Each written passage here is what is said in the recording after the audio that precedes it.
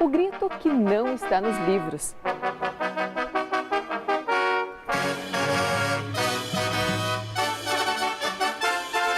Nem só nos gabinetes da elite do Império.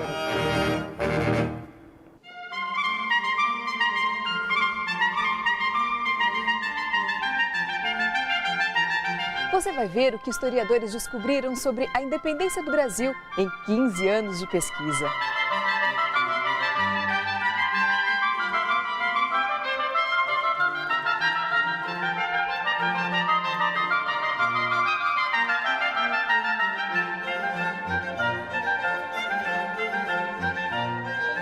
Há 190 anos, o Brasil deixava de ser colônia de Portugal. Uma virada na história do país que é contada nas escolas assim. Uma história que nós, historiadores, chamamos de história oficial. Quer dizer, que é uma história dos heróis. A história que coloca assim Dom Pedro como um grande herói, além disso bonito, elegante, chique, subindo de Santos até São Paulo num cavalo, o que seria uma impossibilidade técnica total, né? Provavelmente ele subiu numa mula, mas não ficaria chique num quadro. Então essa história oficial tem sido contada e repetida, e ainda em muitas escolas é contada dessa forma. Nesta vida desvairada, ser feliz é coisa pouca. Havia um movimento, na verdade, de independência que ocorreu muito forte no mundo todo, principalmente nas Américas e principalmente na América do Sul. Na verdade, não liberado, talvez liderado ou não por Simão Bolívar, mas o fato é que desde que os Estados Unidos se libera da Inglaterra, começa um movimento muito forte de independência, quase que em todos os estados. Ou Seria inevitável. Justamente, inevitável. Ao nascer trouxe uma estrela, nela destino traçado. Eu acho que essa história pode ser contada de uma forma crítica, de uma forma analítica, porque a história pode ajudar os alunos a pensar. Nunca uma história decorativa ou uma história que procura mostrar apenas os grandes heróis da pátria. Por isso é que o Estado surgiu não como decorrência do desenvolvimento da nação, e sim como um certo estalo de elites. Os portugueses não aguentavam mais os mandos e desmandos da Inglaterra com relação aos assuntos portugueses. Eles utilizavam quais os meios para atingir os seus objetivos? Jornais. Os panfletos descobertos em bibliotecas do Brasil, Portugal e Estados Unidos chegam para dar uma outra versão da história da independência. O importante em relação aos panfletos mostra um processo político com ampla participação popular e de gente que não era da elite intelectual. Jornalistas, gente que qualquer um, e muitos desses panfletos manuscritos com português totalmente errado. Então, um envolvimento grande da população é que faz com que, né, o processo de independência apareça como algo com um conteúdo popular forte e não apenas, né, de um lado Dom Pedro I, né, como herói ou como vilão da história. Em muitas escolas dá-se o ensino acrítico, que a gente costuma chamar, um ensino que não faz uma reflexão sobre as realidades. Então aparece realmente aquele Dom Pedro com cara de Tarcísio Meira do filme Independência ou Morte, não é? Independência ou morte! O senhor vê Dom Pedro como um vilão ou um herói? Como um herói. Sem dúvida nenhuma. Eu acho que tem que fazer uma pesquisa mais aprofundada para saber responder essa questão. Não teve nenhuma atitude assim vilanesca de penalizar a população, não. Não é vilão nem herói, ele tomou uma decisão pessoal, movida por motivos políticos.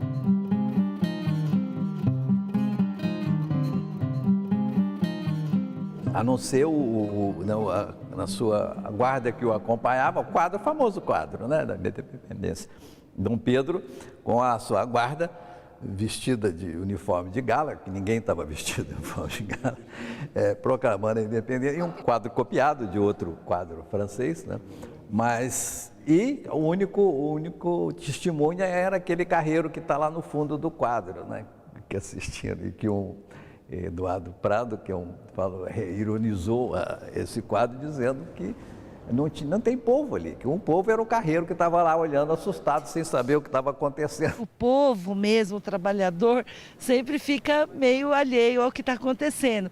Tanto que quando a gente interpreta lá o quadro do Pedro Américo, a gente vê lá um homem num carro de boi meio alheio àquilo que está acontecendo. Isso é uma construção, né, naturalmente, né, destinada a exaltar o papel de Dom Pedro I, Dom Pedro, ele não era Dom Pedro I na época, de Dom Pedro na independência, que não tem a ver com.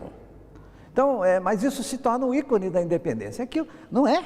Nós, crianças, nós sempre vimos realmente a independência nos livros como Pedro Américo a pintou, na verdade, a margem do Ribeirão, do Ipiranga, que hoje é canalizado. Ah, coitado, eu queria estar lá para ver o que o Pedro falou na hora que foi, não é? Um pintor francês veio aqui e fez um outro quadro da independência, década de 40, completamente diferente, historicamente, do ponto de vista dos fatos, completamente equivocado, porque não, mostra Dom Pedro no meio cercado por gente, por crianças de pé no chão, mulheres, etc., soldados lá no fundo.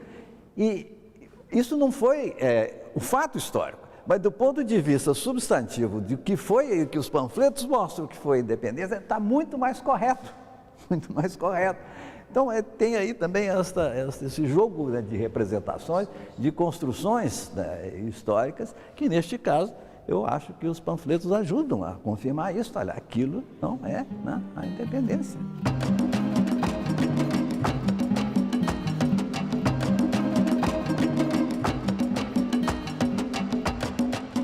Nós começamos buscando os panfletos de 1820 até 1823, quer dizer, 2 anos antes da independência até 1 ano depois desse processo de independência.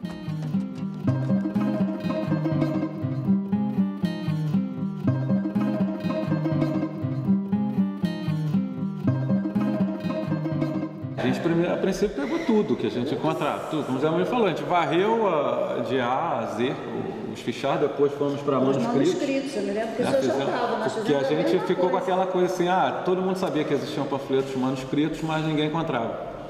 Então a gente tentou achar lá na biblioteca, não encontramos. Quando eu fui fazer a minha tese de doutorado, eu queria entender melhor essa relação da Revolução de 1820 em Portugal com o processo de independência do Brasil. E eu fiquei assustada quando eu fui para a Biblioteca Nacional do Rio de Janeiro. Eu descobri cerca de mais de 250 panfletos. Uma pessoa que nos ajudou muito na cópia desses panfletos na biblioteca, ela me disse uma vez: olha, você abre essa gavetinha que você vai achar uma porção de dessas coisas que você gosta de ver. E quando eu abri a gavetinha, tinham mais de 50 panfletos que nós não conhecíamos.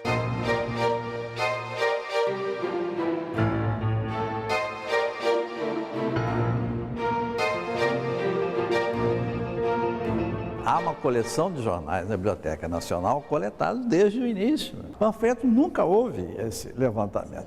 Depois que Lúcia descobriu essa mina, por exemplo, eu e Marcelo fomos para a biblioteca e literalmente fomos nas fichas, passamos todas as não sei quantos milhares de fichas das obras raras do setor de obra, passamos de uma até a última. Varremos aquilo completamente. A maioria não tem autor, então você não pode buscar por autor. Você não tinha os títulos, você não pode buscar por título. Então não tem como buscar no catálogo. Então a única maneira foi esta de fazer um levantamento realmente exaustivo, de começo ao fim. Armida, despietada, com a força do abisso, rapita il carrocello dei miei contenti. E qui col dolce eterno viva mi tiene. O que a gente sabe é que tem um ambiente de agitação política muito grande e há movimentos de rua, sobretudo os panfletos manuscritos. Estes movimentos de rua, é óbvio que nós temos indicações de que pessoas liam esses panfletos, em casa, ou esse aqui, os impressos, mas na rua, que as pessoas liam, as pessoas ficavam lá ao redor ouvindo. Manifesto do Povo do Rio de Janeiro sobre a residência de Sua Alteza Real no Brasil.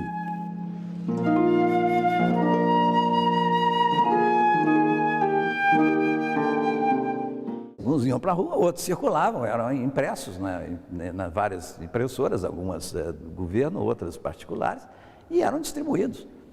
Ou eram distribuídos na rua, ou eram comprados em lojas. Olha, compra-se na livraria tal, ou em tal lugar, na botica tal.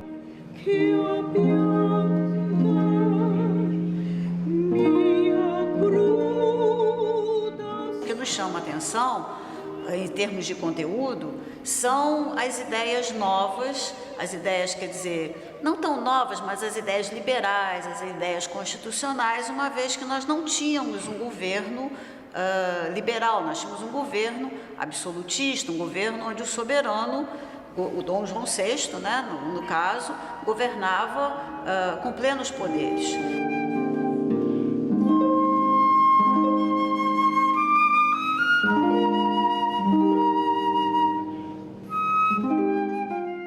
Sei que existia um movimento de panfletagem, mas o teor do panfleto eu não conheço. Em alguns, eles são escritos em forma de cartilhas, de catecismos, para atingir uma população mais ampla. Eles pegavam as orações da Igreja Católica, né, e eles transformavam essas orações em alguma coisa constitucional. Então, o Pai Nosso que estás no céu, então eles botavam: Constituição que estás no céu, santificado seja o vosso nome.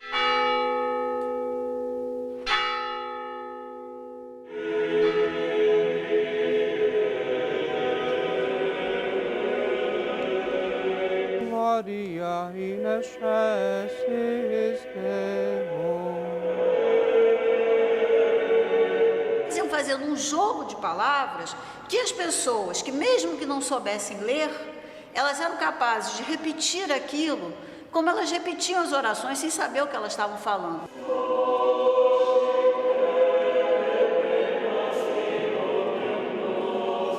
Elas chegavam agora, elas se transformavam em cidadãos, alguns, e elas não sabiam como agir, né, nesse novo patamar da cidadania.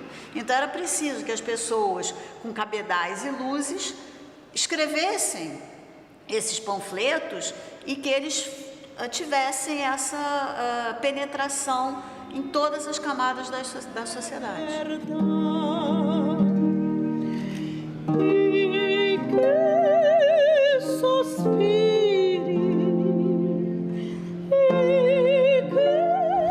E quem escrevia estes panfletos?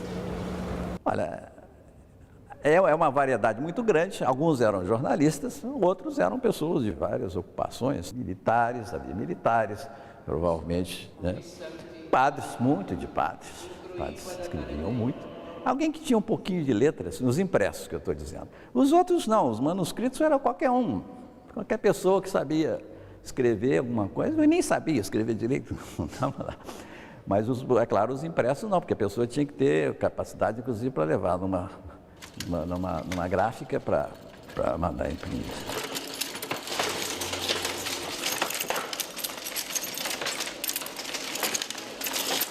Lá por volta de 1820, uma empada com recheio de aves custava R$100. Meio quilo de linguiça, 280. Meio litro de tinta para escrever, 320. A aguardente, R$80 a garrafa. E meio quilo de sabão inglês, R$120. Os panfletos chegavam a custar mais do que a empada e a linguiça juntas. Eles variam muito em termos de quantidade de páginas, de número de páginas. Né? Nós temos panfletos que representam uma folha, uma página, que a gente muitas vezes chamado de folha volante, como o professor Zé Murilo já falou, eles eram muitas vezes distribuídos até gratuitamente. Outros têm 3, 5 páginas e há alguns que são verdadeiros livros, que têm mais de 100 páginas. Então, eles são mais caros, mas de um modo geral, os panfletos, eles custam muitas vezes entre 60, 70, 80 até R$100. Então, era alguma coisa que era compatível para pessoas de diversos níveis da sociedade de comprarem esses panfletos. E era alguma coisa que devia ser um bom negócio, porque nós temos muitos anúncios nos jornais sobre a venda dos panfletos. Ele tinha sucesso porque ele era muito comentado, inclusive comentado pela intendência de polícia. Se preocupava com essa leitura pública dos panfletos e provocou esses movimentos de rua. Isso significava, na época, anarquia, a desordem, o que não era desejado pelas autoridades do governo.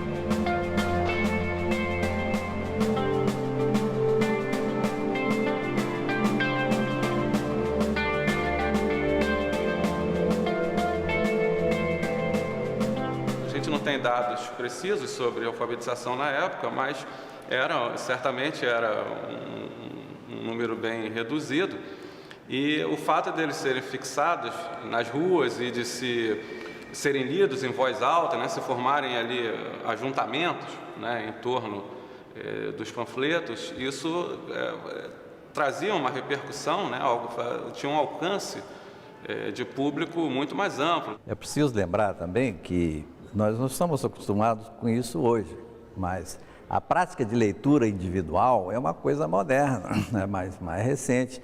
Há estudos, inclusive, sobre a Europa que mostram claramente que a prática comum era a leitura coletiva, inclusive dentro das casas. Quer dizer, alguém pegava um livro e lia para os outros. E isto era também verdade, né, no Brasil.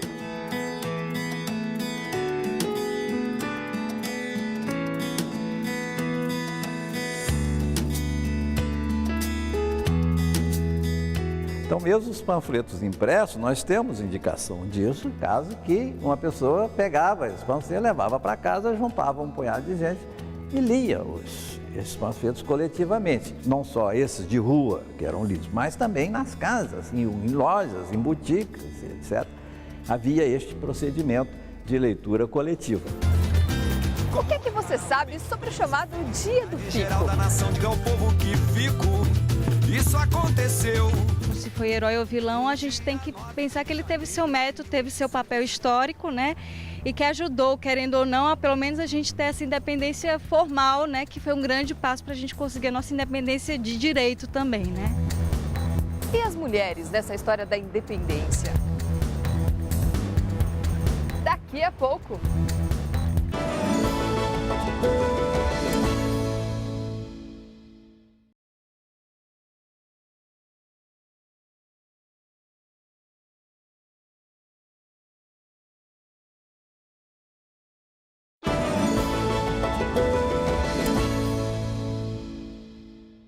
Como é para o bem de todos e felicidade geral da nação, diga ao povo que fico, isso aconteceu no dia 9 de janeiro de 1822, data que o brasileiro jamais esqueceu.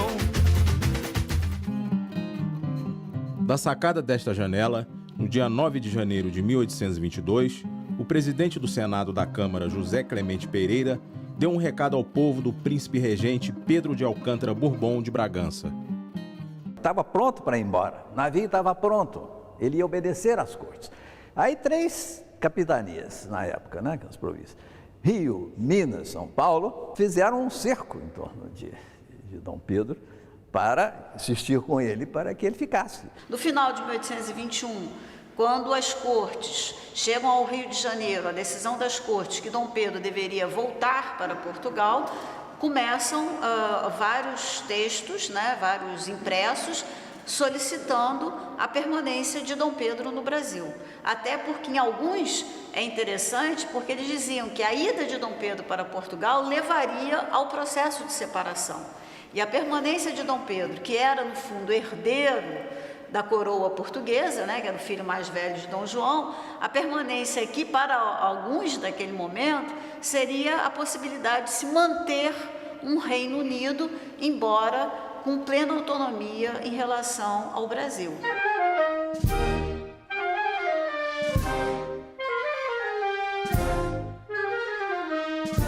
Nem todos os panfletos, né, eles falavam sobre a necessidade de uma separação de Brasil e Portugal, mas eles questionavam onde é que deve ser a sede do Império Português. Deveria continuar no Brasil ou deveria ser em Portugal?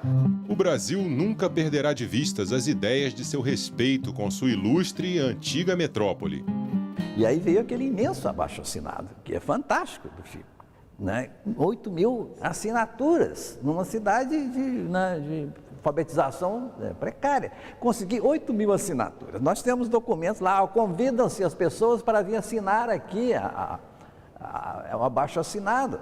E é uma mobilização em termos relativos, em relação à população da capital e ao mundo alfabetizado, era muita gente, muita. Cercaram Dom Pedro para, não, você vai ficar aqui. A sua presença aqui é fundamental, inclusive para manter as capitanias unidas.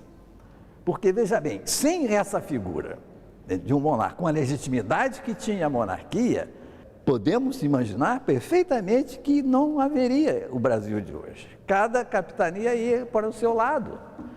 Quer dizer, Pernambuco claramente fez depois. Bahia, Pará, pelo menos, nós teríamos aqui, digamos, 5 países, né, em vez de um. O rei e a família de Bragança devem voltar a Portugal ou ficar no Brasil? Se Dom Pedro voltasse para Portugal, isso poderia detonar um processo de independência, né? Mas, a princípio, a ideia era que ele fosse aqui o garantidor da fórmula do Reino Unido. Só conforme vai chegando aqui no Brasil notícias das medidas que vinham sendo tomadas na corte, inclusive sendo mais taxativas na volta de Dom Pedro, é que então se começa a acenar mais claramente com a solução da independência, como ruptura. E há também algumas controvérsias nos dizeres que saíram do Fico, né? A resposta, como é para o bem de todos, a felicidade geral da nação, digo ao povo que eu fico, que é a resposta clássica. Há documentos que antes ele teria feito uma resposta um pouco, Dom Pedro teria feito uma resposta um pouco mais atenuada, dizendo que ficava, mas logo depois foi impressa essa outra ideia de que, para o bem de todos, ele permaneceria no Brasil. Então, acho que isso mostra também um pouco aquilo que já foi comentado aqui, da própria indecisão, aquilo que o Zé Murilo disse, o navio já estava pronto para Dom Pedro ir embora, quer dizer, então houve uma pressão e ele ficou um pouco até no início indeciso da tomada de posição dele. O primeiro era o fico pero no mucho, né? A segunda era... É claro que aí o pessoal em torno dele, pessoas que eram favoráveis e, eventualmente, a própria mulher, a própria Leopoldina. Mas não é oficial isso. A primeira resposta não foi oficial, não foi divulgada. A segunda é que se tornou oficial e é a clássica até hoje. Armida despietada con la forza d'abisso rapita il carroccel dei miei contenti. Na realidade, o Brasil não existia. Você existia uma colônia portuguesa com vários centros de importância econômica e política. Você tinha o Pará no norte, quase tudo na costa, com exceção de Minas, que é no interior, Recife, Bahia, Rio de Janeiro e Minas, em Ouro Preto. Então, isso aí era um arquipélago. Então, é uma ficção falar em Brasil. Os homens que os brasileiros têm necessidade são ingleses, alemães, holandeses, franceses, suecos, italianos, porque os países que eles habitam são cheios de fábricas que manufaturarão todos os objetos inimagináveis, não só perfeitamente, mas muito baratos. Quando se insulta Portugal porque não tem fábricas nem indústrias, parece-me zombar de um homem porque está nu, depois de lhe tirarem a camisa. Começa a haver, quer dizer, toda uma discussão bastante forte sobre a posição, quer dizer, a colocação do Brasil dentro desse Império Português. Então, a primeira fase de debate era esse. Dom Pedro volta ou não volta? Uma parte a favor, outra parte contra. Decidiu-se que Dom Pedro não volta. Faz o seguinte, a gente separa ou não separa. Outro problema a ser resolvido. Aí os panfletos são em cima disso. Terceiro momento, separou. Bom, e o que a gente faz agora? Que tipo de governo a gente coloca aqui? Mantemos uma monarquia absolutista como a de Portugal? mantemos uma monarquia constitucional. Então, eram opções que estavam abertas e que também é discutido amplamente. Então, a gente tem que quase que cronometrar essa coisa, né? Senão a gente não entende. Se você pega os panfletos e discute como se fosse num momento histórico só, não entende, não entende.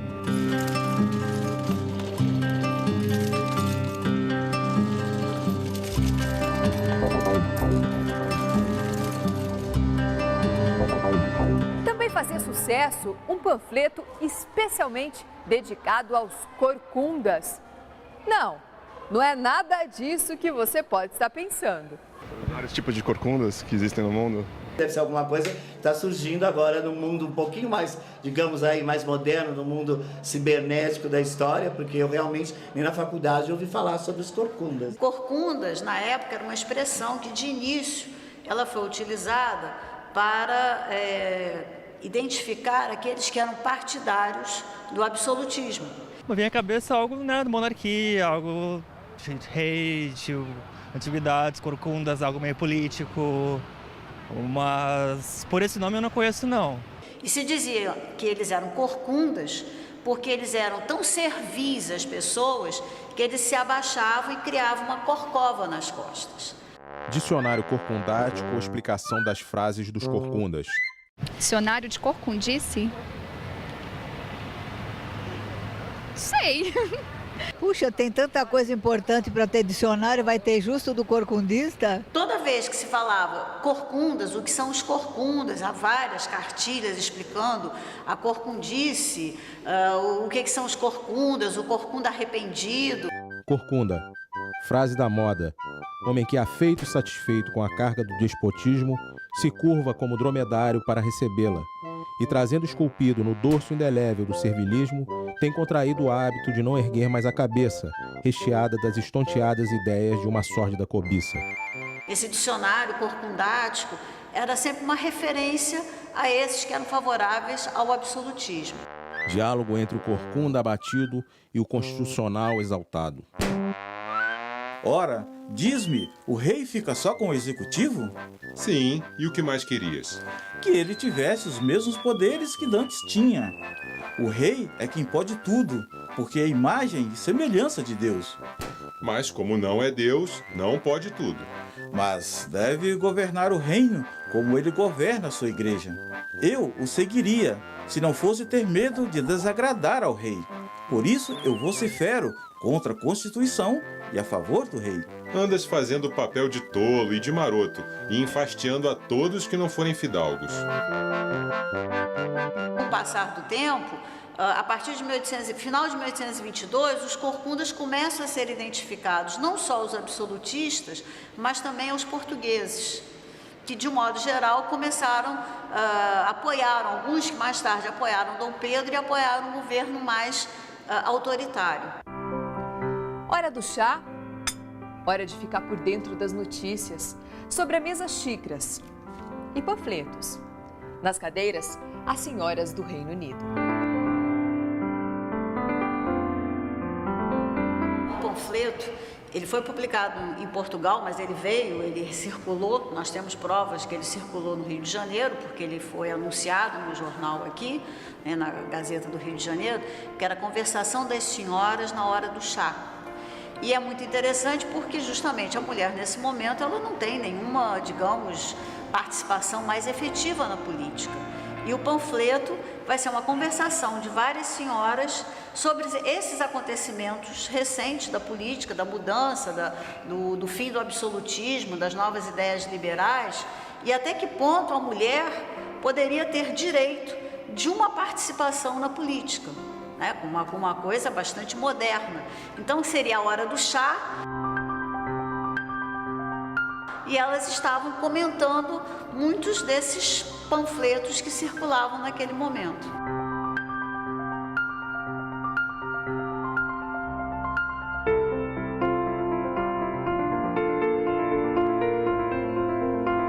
E a participação das mulheres? Era só na hora do chá? Elas não tinham direitos políticos? As mulheres não votavam, as mulheres não tinham direito de voto. né? Não estava proibido explicitamente, não. Né? Que nós, na base da nossa Constituição, era a Constituição de Cádiz, que era a Constituição Espanhola de 1812. Mas na prática não. Elas não votavam. não votavam. Não podem, não, mas dava como óbvio que não deviam votar. Mas há algumas coisas interessantes. Por exemplo, há um panfleto de 1823 que é um requerimento que as mulheres fazem a Dom Pedro.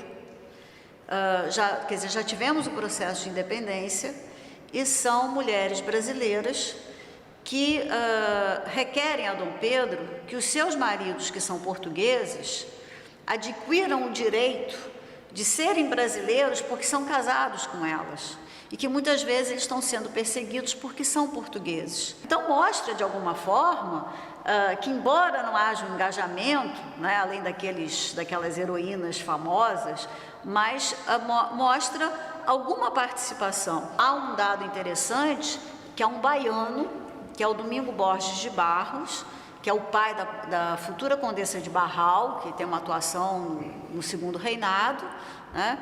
E ele vai fazer uma proposta nas Cortes de Lisboa que a mulher, mãe de mais de 7 filhos, ela pudesse votar, porque ele diria que essa mulher já teria dado a sua contribuição, né, à pátria, porque ela teve vários filhos que podem lutar pela pátria. Quando isso vem à tona na discussão das Cortes de Lisboa, o Manuel Fernandes Tomás, que era o líder, né, português desse movimento liberal de 1820, e outros deputados portugueses, eles dizem que aquilo não é pauta nem de discussão, que aquilo tinha que ser retirado inteiramente da pauta das Cortes.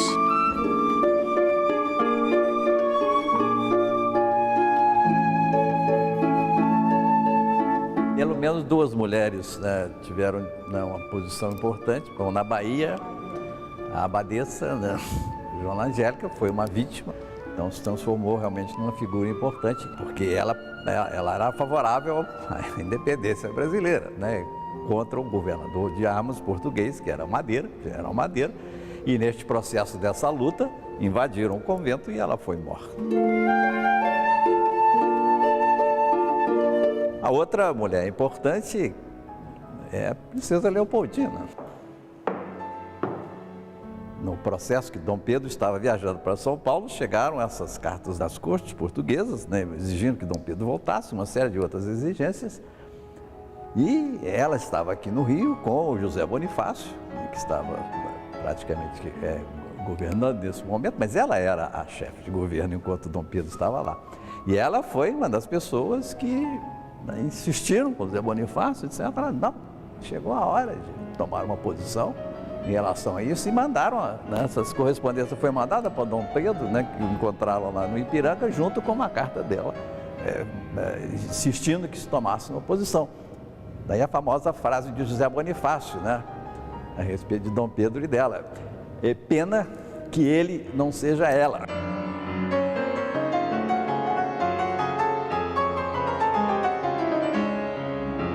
Eu acho que, com toda a polêmica em torno da pessoa dele, eu acho que foi certamente uma grande figura. Eu acho que esse título que lhe foi dado, né, de Patriarca da Independência, é justo. Se não me engano, eu li que a independência do Brasil foi às custas de José Bonifácio. Porque ele era o conselheiro de Dom Pedro I. Parabéns, brasileiros, já comemos Escrevendo essas instruções para os deputados paulistas nas cortes. Ele redigia os documentos para o exterior, ele certamente pautava o Dom Pedro. Tanto que a amizade entre os dois foi muito grande. E ele foi realmente dando, quando ele percebeu essa atitude das cortes, ele foi dando os rumos que se devia seguir, em direção à independência. Passou boa parte da vida dele em Portugal. Ele era uma figura do topo da elite luso-brasileira em Portugal. Quando ele se despede da academia e vem para o Brasil, no discurso ele fala: eu vou para o Brasil ajudar a construir um grande império. Veja bem, a palavra império né? Era um reino, Portugal, né? O Império era todo o conjunto. E a palavra ele já estava usando.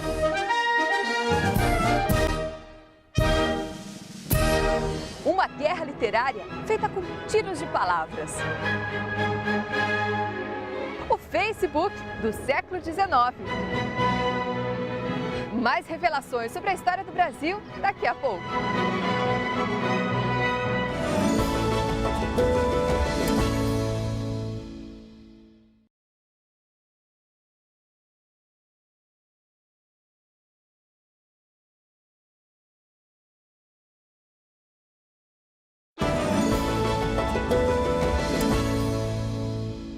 Já podeis da pátria filhos ver contente a mãe gentil. Dom João VI volta a Portugal em 1821. E ele deixa aqui quem? Dom Pedro I. Filho de quem? Dom João VI. Por indicação do próprio pai, né? Que disse para ele, olha, agarre o que é teu, né? Porque ele retornou para Portugal para cuidar do que era dele. A independência, né, como data oficial, ela foi proclamada em 7 de setembro de 1822. Né? Mas mesmo assim, na época, para os contemporâneos, essa não é uma data que tem uma importância como hoje nós reconhecemos. Os jornais de época, aqui no Rio de Janeiro, apenas um jornal, o Espelho, é que fala sobre o fato, né, no Riacho do Ipiranga. Já raiou a liberdade no horizonte do Brasil.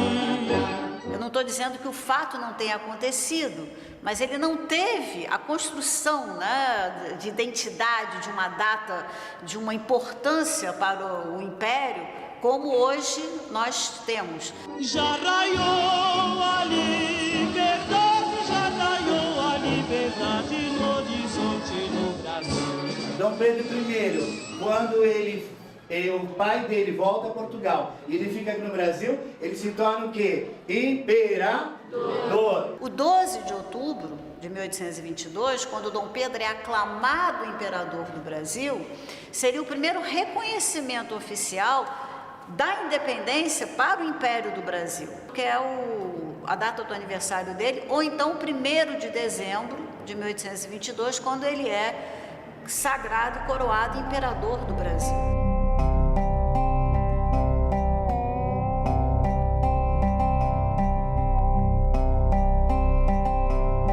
Na Bahia, 2 de julho, no Pará vai ser mais tarde, 2 de julho de 1823, né? 23, né? É um ano depois. Até hoje o 2 de julho é comemorado. Né? Até hoje, o 2 de julho é a data nacional da independência para a Bahia. Hipólito da Costa, no Correio Brasiliense, ele não considera o 7 de setembro, ele fala da convocação da Constituinte no Brasil, que é em 1º de junho de 22, a convocação. Ele fala depois num manifesto de 1º de agosto de 1822, que Dom Pedro proíbe que qualquer navio português entre no Brasil, nos portos brasileiros, sem a sua autorização. Há também 2 manifestos de 6 de agosto, um redigido pelo José Bonifácio, outro pelo Gonçalves Ledo. Esses manifestos, de alguma forma, são declarações, entre aspas, de independência, porque eles declaram os povos e as nações amigas que o Brasil passa a ter uma autonomia, embora ele não queira romper os laços de amizade com seus irmãos portugueses. A nação mais interessada em reconhecer a independência era a Inglaterra, em função dos seus acordos comerciais com o Brasil. Naquele momento, a Inglaterra tem um comércio muito mais intenso com o Brasil do que com Portugal. Mas havia uma questão de respeito. Enquanto Portugal não reconhecesse a nossa independência, a Inglaterra não poderia reconhecer. E aí houve muitas negociações. Portugal não tinha condições de enviar tropas, não tinha condições financeiras de enviar tropas para o Brasil, embora houvesse um medo né, uma espécie de medo social que as tropas portuguesas, os navios portugueses estavam chegando para a tomada do Brasil.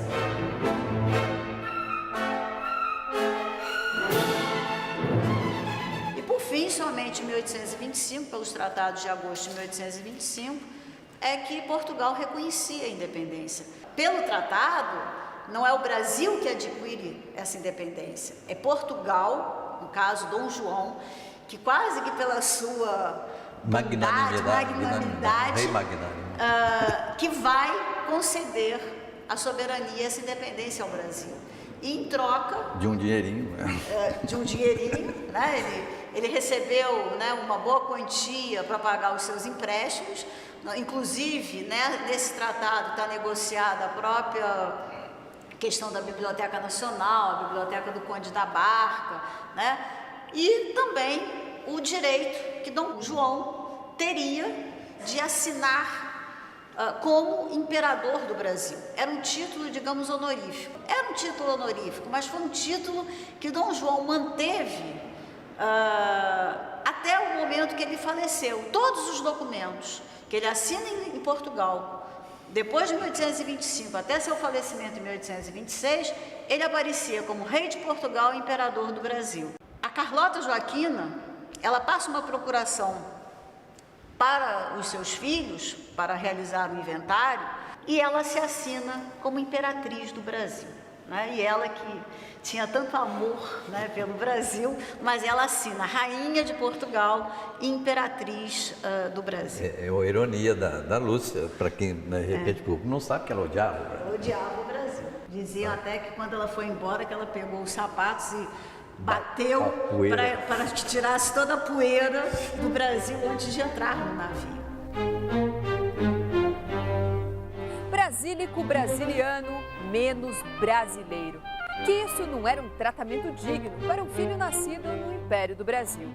Porque brasileiro, o que é? É um comerciante de pau-brasil. Então, brasileiro originalmente significava igual ferreiro, carpinteiro, é um comerciante de pau-brasil. Me surpreende. Eu não imaginei que havia assim, uma distinção pró ou contra, nem imaginei. Então eles assinam um brasileiro europeu, um brasileiro português. Quer dizer, não havia uma definição do que é ser português, do que é ser brasileiro. Não havia nenhuma unanimidade em relação a essa palavra, porque brasileiro era nome feio. Não era Império Brasileiro, era Império do Brasil. Eu até já sabia dessa história, mas como o brasileiro já caiu no popular, então não vejo, acho que já se adaptou e não vejo mais problema, entendeu? Tem um documento que eu li dos jesuítas, né, em São Paulo, no século XVII, que houve uma briga dentro de um convento jesuíta, porque um jesuíta chamou o outro de brasileiro, que era uma ofensa. E você prefere ser chamado de brasileiro, brasílico ou brasiliano? Brasiliano. É mesmo? Por quê? Por causa da minha descendência italiana. Mais bonito que brasileiro? Mais bonito que brasileiro. Mas eu sou brasileira, eu torço para brasileira, né? Mas acho que o brasiliano ficaria mais bonito assim, a palavra, né? Não, para mim tá bom brasileiro. Mesmo que fosse para mexer com o pau-brasil, não tem problema não. Isso foi antigamente, hoje não é. Brasileiro, né? Você acha mais bonito? Brasileiro, poxa. O Brasil é realmente o meu país. Eu nem diria que é meu segundo país, é difícil. Acho que eu tenho dois primeiros países, Portugal e Brasil. A alegria de viver e o bem-estar dos brasileiros desperta nos portugueses um certo deslumbramento.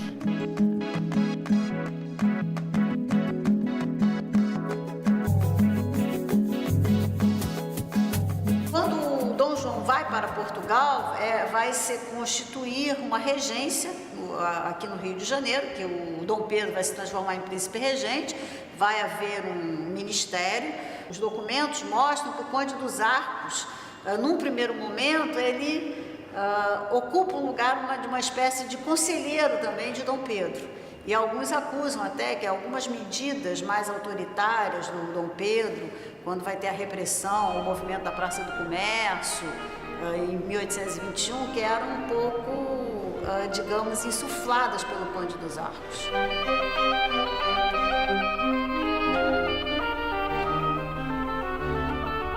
Li alguma coisa, mas não sei muito assim alguns detalhes dessa guerra dos panfletos, né? Mas eu lembro que os panfletos nessa época eram um grande veículo para passar ideologias políticas, né? Alguns até para como é que eu posso dizer, para tirar sarro de autoridades, né? Que até palavrão, alguém que chama o Beresford de filho da puta. O Beresford veio ao Brasil para tentar convencer Dom João a voltar para Portugal, né? E aí há esse panfleto que ele vai ser xingado, né? E que dizem que os brasileiros também são, eles falam que bananas, né? Porque os brasileiros permitiram que o Beresford voltasse, que eles deviam ter deixado o Beresford aqui no Brasil.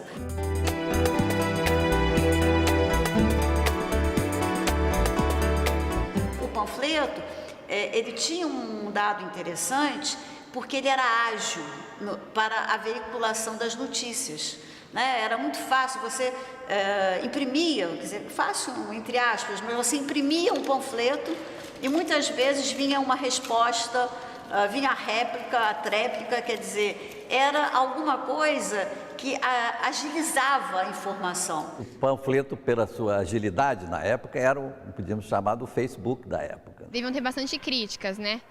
Sobre as coisas que ele fazia que eles não gostavam. A gente só entra na internet, entra no Facebook. Nessa época eles tinham que correr atrás e colocar cartaz. O Facebook, você posta uma coisa e todo mundo vê. E acho que o folheto também. O folheto, os catarses, deixava lá para várias pessoas lerem. Você tem vários compadres, né, que são personagens fictícios criados na época que são usados para desenvolver os temas do período. Em Portugal vai replicar e aqui tem a tréplica, então isso tudo muito rapidamente. Se não teve uma guerra, né, pelo menos em larga escala, né, em torno da independência, uma guerra bélica, mas houve uma guerra literária. Não sei muita coisa, eu conheço a data, 7 de setembro, uma independência que não houve conflito, independência meio que entre acordos diplomáticos. É sempre dito que na nossa independência não aconteceu nada, não teve participação, veio lá um Dom Pedro e os idiotas, né, foram atrás. Mas, enquanto a independência dos Estados Unidos foi uma guerra de 10 anos, na América hispânica foi também praticamente de 1810 a 1825, por aí, uns 10, 15 anos de guerras civis, de guerras de libertação nacional, etc. Então, realmente morreu muita gente em campo de batalha.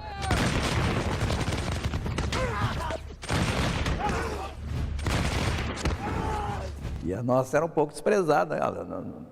Pelo menos, né, houve alguns episódios, sim, certamente na Bahia.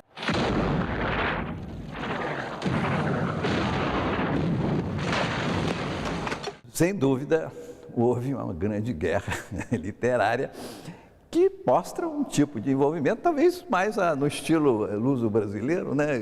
Sem dar muito tiro. Eles também falavam de guerra das penas, né? Porque você escrevia com a pena. Então é uma expressão também de época que mostra esse lado, quer dizer, ativo, né? Esse lado mais, não é violento, mas mais ágil e mais também de movimento do que aparentemente é uma independência morna, quer dizer, uma independência que chegou Dom Pedro no Riacho de Ipiranga, pegou a espada e disse independência ou morte e acabou. E a questão não é essa.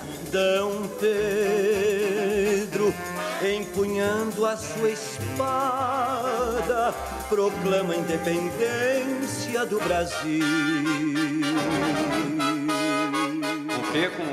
Com a ideia que você tem muito cristalizada na historiografia acadêmica, em livros didáticos, né, de uma independência fajuta, né, uma independência muito restrita, censal. Dom Pedro aparecia como, pela historiografia monarquista, como herói da independência. A historiografia republicana era o bandido da independência.